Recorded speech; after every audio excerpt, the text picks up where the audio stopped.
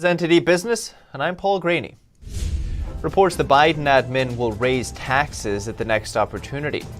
How will it impact the economy, and will it lead to stagflation? Digital payments firm Stripe is now the most valuable startup in the United States. It's boosted by the boom in e-commerce during the pandemic.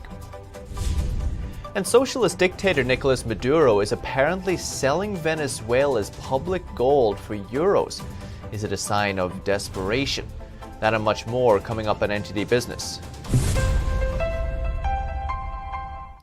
Treasury Secretary Janet Yellen says the Biden administration is looking to raise taxes on wealthy Americans and corporations, may even consider a wealth tax. Biden has said he would raise taxes on high earners, but hasn't endorsed an outright tax on net worth. Congress is already working on the next big bill, the infrastructure package. So will we see tax hikes to pay for it?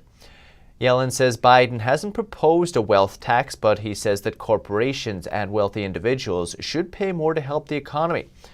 The White House hasn't revealed a price tag for the infrastructure plan yet, but analysts have estimated it would cost between $2 and $4 trillion. We're already at $1 trillion deficit this year. It's only March. Professor Michael Busler at Stockton University warns that Biden's high deficit economic policies could lead to 1970s-style stagflation. That's inflation and a stagnant economy. Wicked mix. And he says if we raise taxes, it will make things even worse because it will suck more cash from the productive economy. It's not that hard to understand, but Busler says Biden's economic advisors believe in MMT, or modern monetary theory, where you don't have to worry about running big deficits because you can just print more money. So debt isn't a problem because you can just print more money. And even with all that money, inflation doesn't seem to be a problem because you can just raise taxes to slow the economy down again. How about that for central planning? I asked the professor if Biden is just taking cues from these advisors. Yes. His economists, he has very liberal economist. Paul Krugman just wrote in the New York Times the other day, finally, Bill Clinton's the era of big government is over. He says that is now over. Big government is back, and it's better off, they feel, you reach more social justice by having the government redistribute income. Remember, when the government takes income away from people that earn it and give it to people who, for whatever reason, haven't earned it, that's how they redistribute income. They feel that will make income inequality shrink. The reality is exactly the opposite happens. When you overtax higher income earners, it tends to slow down economic growth, making less opportunity for lower income people. Look at what the prior administration did when they lowered tax rates for everybody and created more opportunity for everybody. The poverty rate hit record lows in right before the virus hit. Economic growth not quite as strong as we wanted it, but still was strong enough to drive the unemployment rate down to historic lows. For minority groups and low income groups, the unemployment rate was as low as it was ever. And that was done by reducing regulations in the economy and keeping tax rates low, not high. We've seen incredible credit expansion, quantitative easy, money printing over the past year. There are lots of observers who would say, well, we'll never see something like Venezuela here, the hyperinflation Venezuela. We see something happening in Lebanon at the moment. Is it the case the US dollar can't face something like this runaway inflation that will really hurt? Absolutely. We're not immune to that. And you talk about some countries, Greece is another one, and you talk about some countries who followed this policy of taking income away from people that earned it, give it to people who haven't earned it, and it does tend to stagnate the economy. As the government gets larger and starts taking on more social responsibility, we could end up in a situation like what you see in Venezuela. Let me add one more point. Looking at the big picture here, the U.S. went from the birth of a nation to the largest, most prosperous economy in the world in about 150 years. Other countries were hundreds, in some cases thousands of years older. How did that happen? In my view, four things. We encouraged individual freedom. As long as you didn't infringe upon anybody else's rights, you can pretty much do what you wanted. Individual responsibility, as long as you're mentally and physically able to take care of yourself, take care of yourself. Low rates of taxation. So whenever you went out and earned something, you got to keep most of it, and a limited role for government. Some public goods they paid for and made sure rules were followed, but the government pretty much got out of the way. Individual freedom, individual responsibility, low rates of taxation, and a limited role for government made this country great. Everything the Biden administration is doing right now is exactly opposite to that. They're limiting individual freedom. They're putting in social responsibility. They want higher rates of taxation and a large role for government. That's exactly opposite to what made this country great. And if we continue on that path, we could end up in very bad situations similar to other socialistic countries. As you listed out those four things, I felt we've completely turned them on their head, particularly recently. Mr. Bustler, really appreciate it. Thank you so much. Thank you. It's always my pleasure. Look forward to doing it again. But some New York lawmakers are proposing a nearly $7 billion tax hike on the wealthy. This is even after the federal government just gave the state $100 billion in aid. NTD's Colin Fredrickson has the details. The New York State Legislature's budget proposal involves nearly $7 billion in tax hikes on businesses and the rich. There are several different tax hikes. One of the largest involves creating two new tax brackets expected to generate $4.3 billion. The so-called millionaires tax, this has been tried and failed by so many states across the country over recent years. They don't raise the amount of revenue they're forecast to raise. The hikes come amid $100 billion in federal aid from the latest relief package. Senate Majority Leader Chuck Schumer's spokesperson recently tweeted that the new aid wipes out New York's budget deficit. It raises the question if tax hikes are needed. The second most prominent item, corporate franchise taxpayers, corporate utility taxpayers, and insurance taxpayers must pay a new 18% surcharge, generating $1 billion. It might be cleverly called a surcharge, but it's a way, unfortunately, that will increase the cost of doing business in New York for those taxpayers versus other states. Experts are concerned by a tax on high-value second homes, expected to generate $300 million. A key worry is that part-time residents add tremendous value, spending massive amounts in the city. The tax may encourage them to leave. The fantasy is that this would just impact rich people. It would not just impact rich people. The plan includes $3 billion in rental relief and $2.1 billion for those without access to unemployment, federal stimulus funds, and other assistance programs. The budget will be approved by April 1st. The pro-union PRO Act is in the Senate. Supporters say the bill would help workers organize and bargain for better wages and benefits. But critics say it would actually hurt American workers. NTD's Patrick Hayden takes a look at some of the lesser-known aspects of the bill. The Protecting Right to Organize Act, or PRO Act, is making its way through the Senate. If passed, it could expand protections for labor union organizing and bargaining. It would also amend decades-old labor law. So the first thing that it does is it gives unions the ability to get workers fired by repealing these state laws if those workers refuse to pay union fees. Vernuccio also says if employees vote down a union resolution, the union can say the employer interfered in the vote. If that happens, it will go to a third party for resolution. And if this partisan panel says, yeah, the employer did something to interfere with the election, they could actually throw out a secret ballot election and let the unions come in on a petition process. He says it puts businesses in a position where they have to protect themselves legally in a short amount of time, even 3 weeks.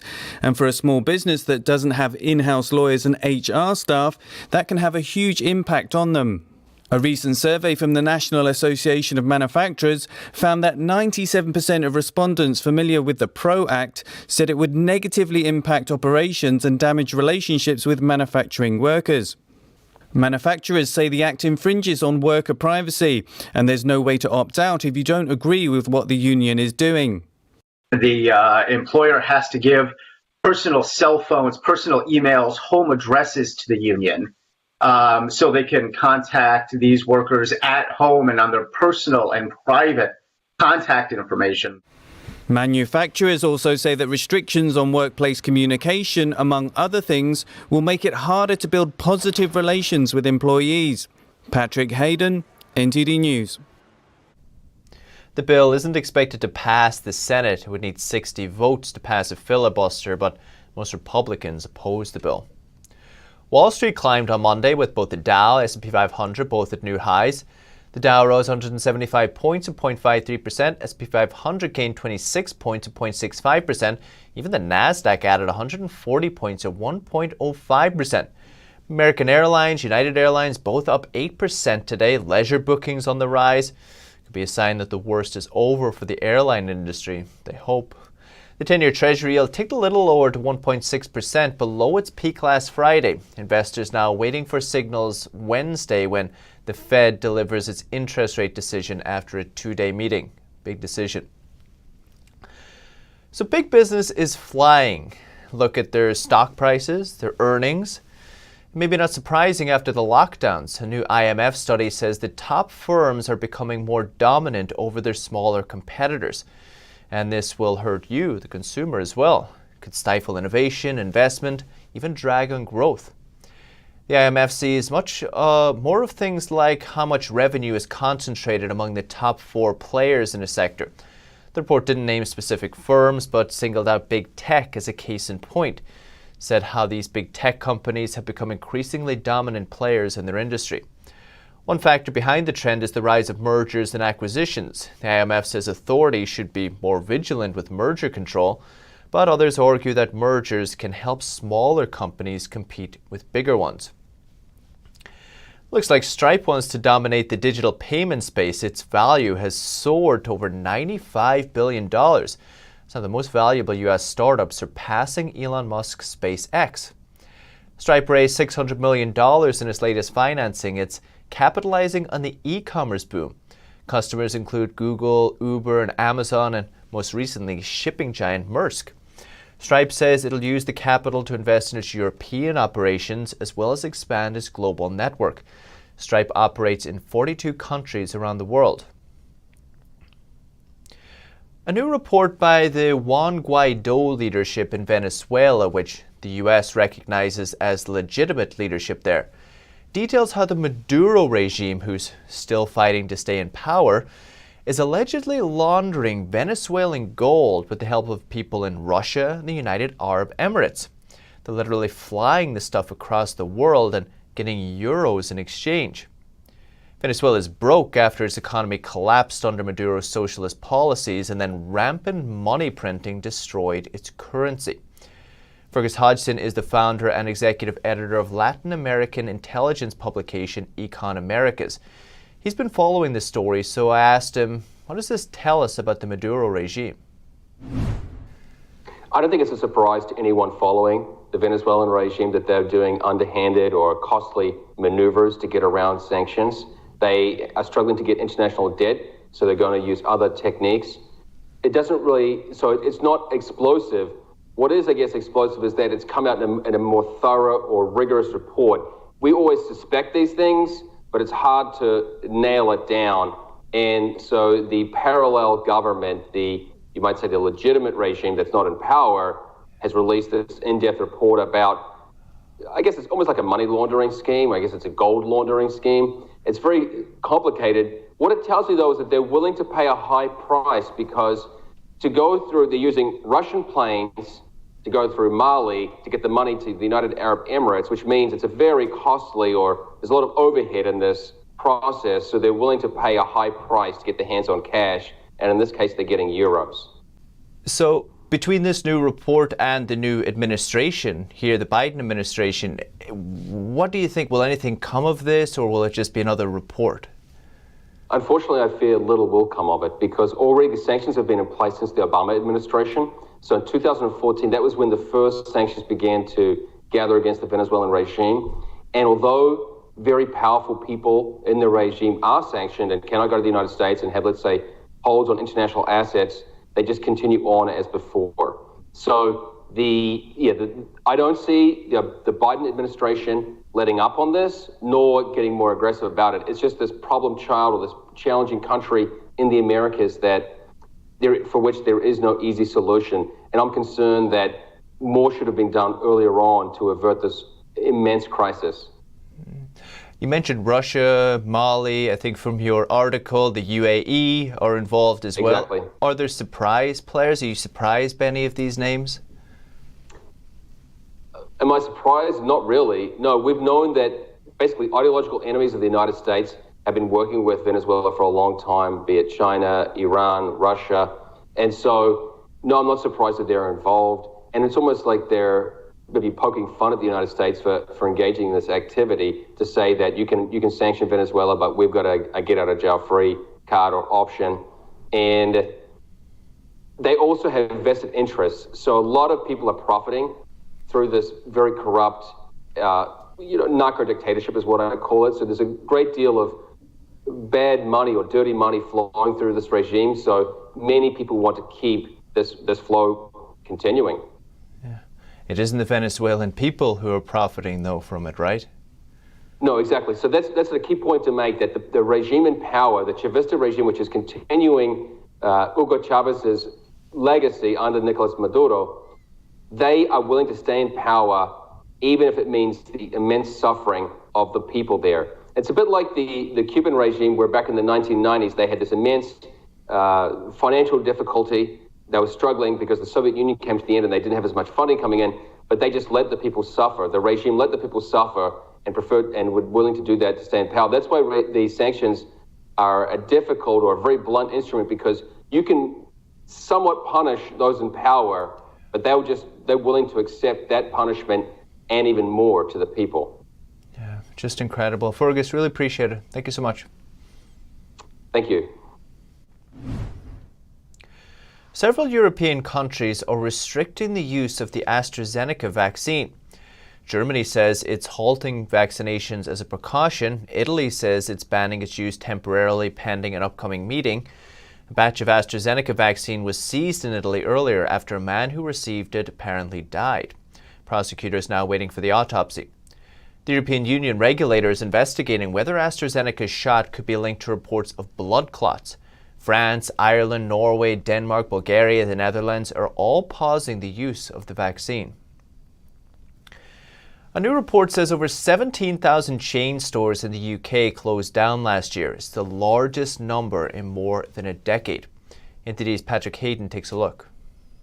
Data from PwC and the local data company show that more than 17,500 chain stores shut in 2020 and that more than 7,600 new ones opened. The net fall in the number of shops was nearly 9,900. The decline is the biggest seen in over a decade, which accounts for nearly 1 in 20 stores closing. The average rate of closures was 48 stores per day. Greater London saw the biggest decrease with a 5.8% fall. The east of England had the least impacted at 3.7%. Shopping centres nationwide saw a fall of 7.1%, but retail parks that contain largely food stores saw just a 3.3% drop. The report found that suburb and small-town stores are experiencing a mini-renaissance, but it's expected the trend will be temporary. Patrick Hayden, NTD News, London. Still to come, Toys R Us has another new owner. Its last 2 stores in the US closed in January, so can the new company reverse the toy retailer's fate? And you might be paying higher prices than other people for the same product at the same retailer. Find out why and how you can avoid overpaying after the break.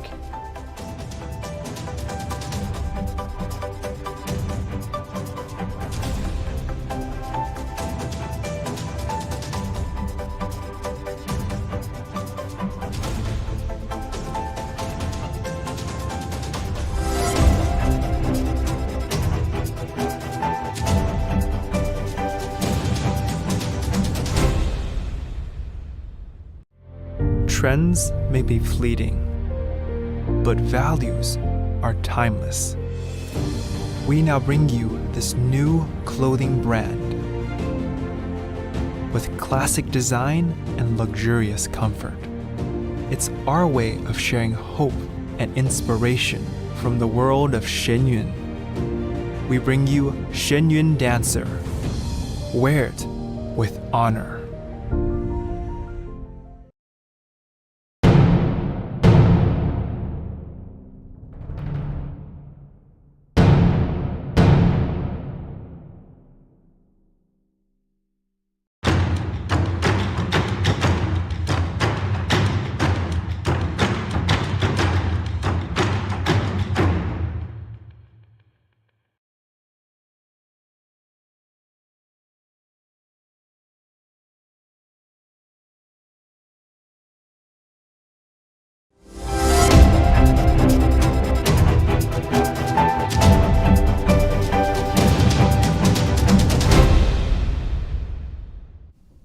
Toys R Us is under new ownership again. A brand management company purchased the embattled toy retailer in another effort to revive it. True Kids bought Toys R Us less than 2 years ago and tried unsuccessfully to bring the store back. But WHP Global just bought a controlling interest in True Kids and its Toys R Us and Babies R Us brands. WHP purchases struggling brands and tries to revive them. True Kids was maintaining the last 2 Toys R Us retail locations in the US before they permanently closed in January. Toys R Us still has a website and more than 700 stores outside the United States. WHP says the brand still generates more than $2 billion in sales across the globe. Wow. Do you still go online to find better deals when shopping? If you do, you should watch out for these pricing traps. NTD's Evelyn Lee reports. Did you know retailers change prices depending on your location?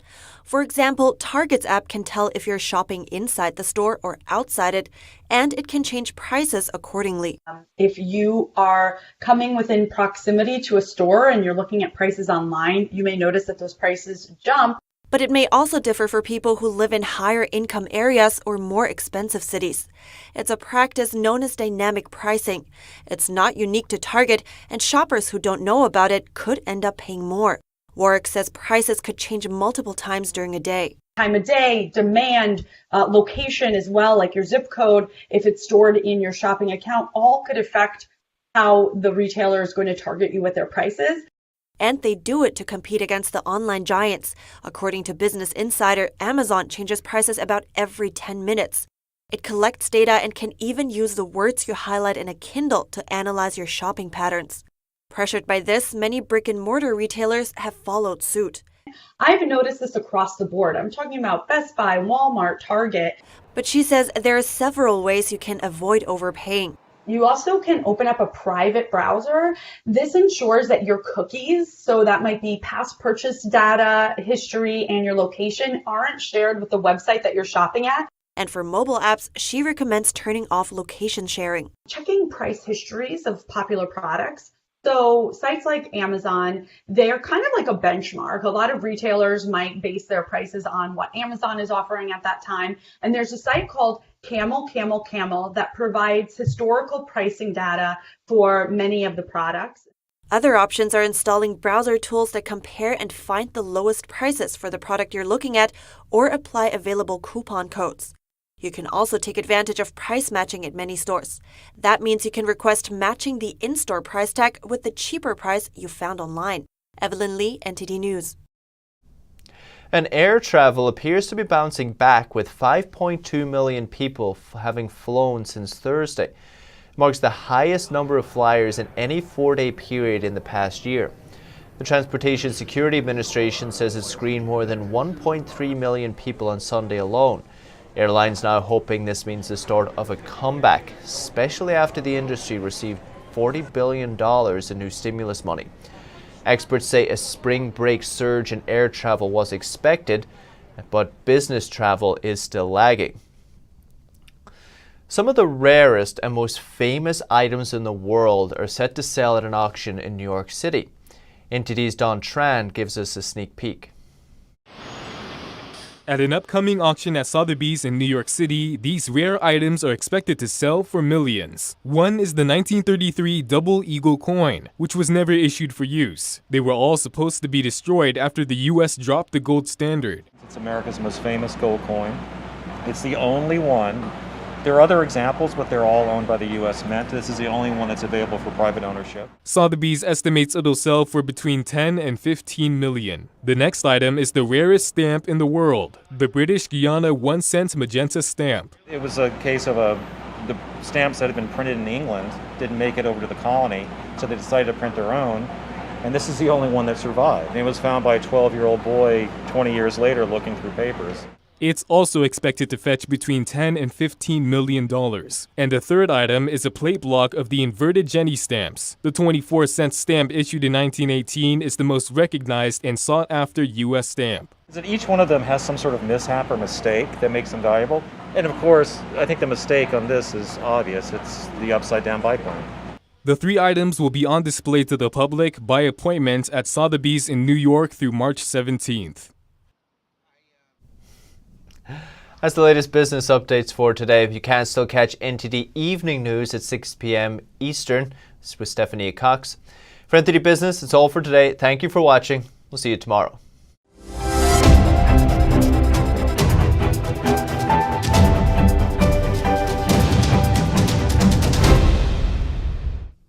Don't miss out on important news. Our videos are being deleted. So if you don't want to be cut off from honest news, take a moment to sign up for our newsletter at newsletter.ntd.com so you don't lose access to NTD. Go to newsletter.ntd.com to sign up for our evening newsletter.